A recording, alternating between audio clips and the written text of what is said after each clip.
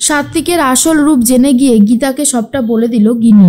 সম্পূর্ণ জানতে ভিডিওটিতে একটি লাইক করে দেখতে থাকো। গল্পের শুরুতেই দেখা যায় যে গিনি কথা বলতে থাকে প্রলয়ের সাথে আর বলে, আপনি হলেন ঘরশত্রু বিভীষণ।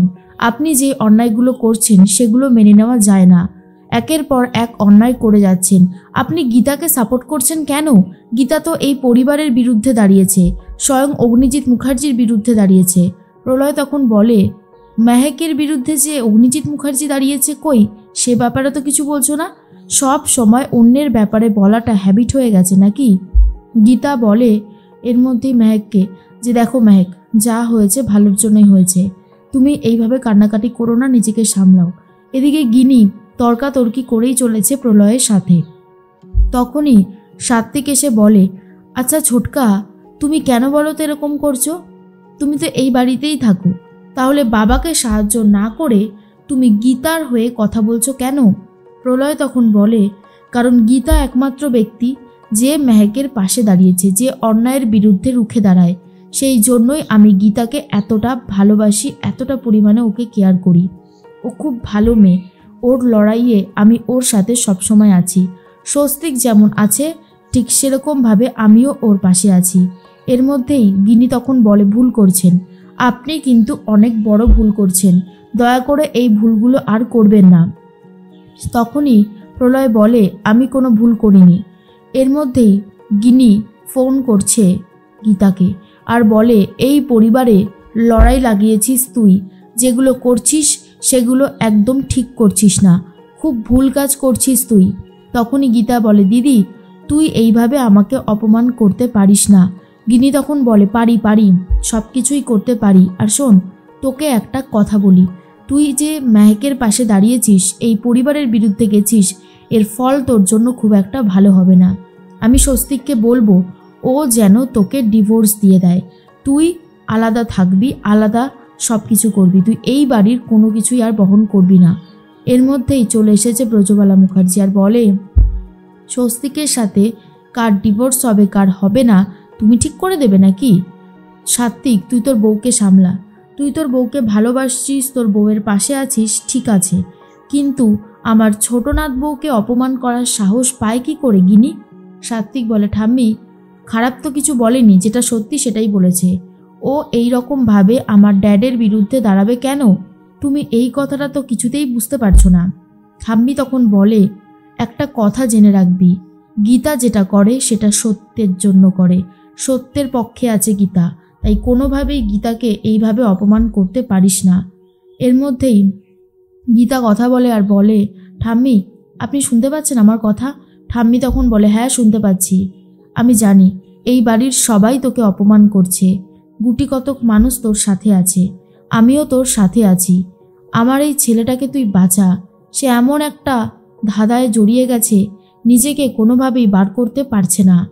এর মধ্যেই গীতা তখন বলে, আমি চেষ্টা করব ঠাম্মি, আমি খুব ভালোভাবে চেষ্টা করব। এর মধ্যেই মেহেক কথা বলে আর বলে, ঠাম্মি আমাকে ক্ষমা করে দাও, আমি পাপাকে কষ্ট দিতে চাইনি, কিন্তু সিচুয়েশনটা এমন হয়ে গিয়েছিল যে আর কিছু করার নেই। ঠাম্মি তখন বলে, আরে বোকামে, তুই এইভাবে কেন কাঁদছিস? তুই একদম কাঁদবি না, তোর সাথে আমি আছি, তোর গীতা বৌদি আছে, তোর চিন্তা কিসের? যে বা যারা তোর সাথে অন্যায় করেছে তারা শাস্তি পাবেই, কেউ আটকাতে পারবে না, এই কথাটা ভালোভাবে মিলিয়ে নিস। এর মধ্যেই ব্রজবালা মুখার্জি অগ্নিজিৎ মুখার্জির সাথে মেহেকের কথা বলিয়ে দেওয়ার ব্যবস্থা করে। মেহেক বলে, পাপা তুমি একবার গীতা বৌদির সাথে পুরো ব্যাপারটা নিয়ে আলোচনা করো, দেখবে সব ঠিক হয়ে গেছে। গীতা বৌদি সব কিছুর মুশকিল আসান করতে জানে, একবার অন্তত কথা বলে তো দেখো। অগ্নিজিৎ মুখার্জি কাঁদতে কাঁদতে বলে, আমার কারোর সাহায্যের কোনো দরকার নেই, আমার নিজের সাহায্য আমি নিজেই করতে পারবো। ফোন রাখো। কোর্টে সবার সামনে পাপাকে অপদস্থ করে তুমি খুশি হয়েছো তো? মেহেক তো খুবই কান্নাকাটি করে। এরপর অগ্নিজিৎ মুখার্জি ফোনটা কেটে দেয়। ব্রজবালা মুখার্জি বলে, জানি না এই পরিবারের সর্বনাশ হতে আর কত বাকি আছে, সর্বনাশ হয়েই চলেছে। রাকা বলে, মা চিন্তা করবেন না, দেখবেন সব ঠিক হয়ে গেছে, শুধু একটু ধৈর্য দরকার। মেহেকও খুব কান্নাকাটি করে। গীতা মেহেককে সামলায়। মেহেক বলে, গীতা বৌদি তুমি পাপাকে এই বিপদ থেকে উদ্ধার করো, পাপার এই হয়রানি আমি আর দেখতে পারছি না। পদ্ম এসে বলে, আচ্ছা উকিল দিদি, আজকে তো তোমার জীবন রিস্কে পড়ে গেছিল, তুমি ওই বোমের কথাটা বললে না কেন কোর্টে?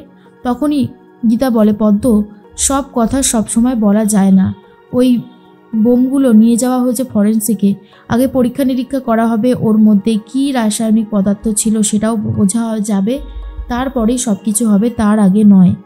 এদিকে কৃপান ভজন মিত্তিরের সাথে কথা বলে আর বলে, ওকে অত সহজভাবে নেবে না ভজন মিত্তির, ও কিন্তু জিনিয়াস, যখন তখন খেলার মোড় ঘুরিয়ে দিতে জানে, কেসের জন্য ও অনেক দূর যেতে পারে, তাই ওকে সহজভাবে নেওয়াটা আমাদের জন্য কিন্তু একটা মস্ত বড় ভুল। আশা করি তুমি আমার কথাটা বুঝতে পেরেছ।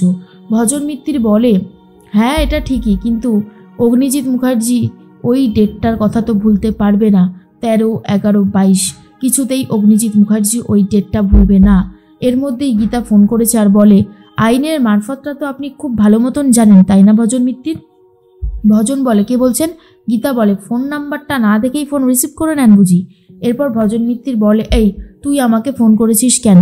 গীতা বলে, ফোনটা তো করতেই হতো, না করলে কি করে হতো?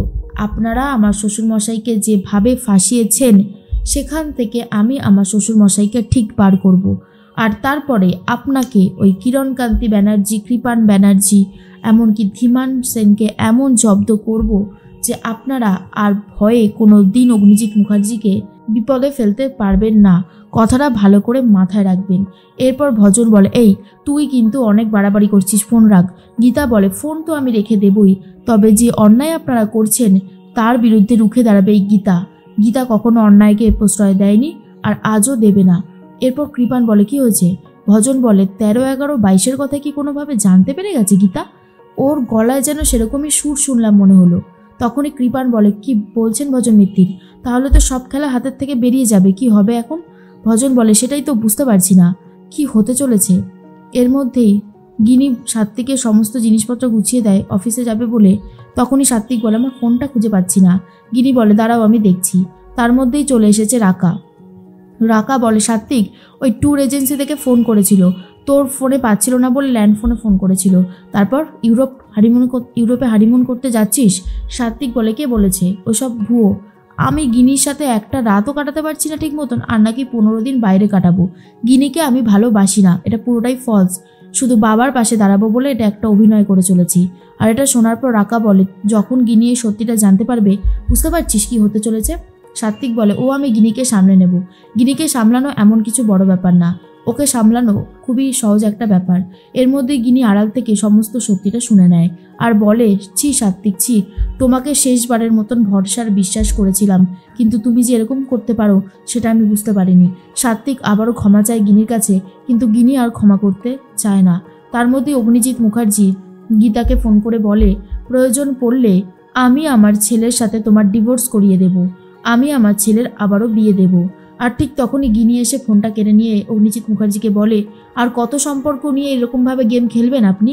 জানিস তো গীতা, তোকে একটা সুখবর জানিয়ে রাখি, সাত্বিক আমার সাথে প্রেমের অভিনয় করছিল, ও আমাকে কখনোই ভালোবাসতে পারবে না। আড়াল থেকে সমস্ত সত্যিটা আমি শুনে নিয়েছি। আর এটা শোনার পরে গীতা বুঝতে পারে যে সাত্বিক কখনো বদলাবে না, সে কখনোই গিনিকে ভালোবাসবে না।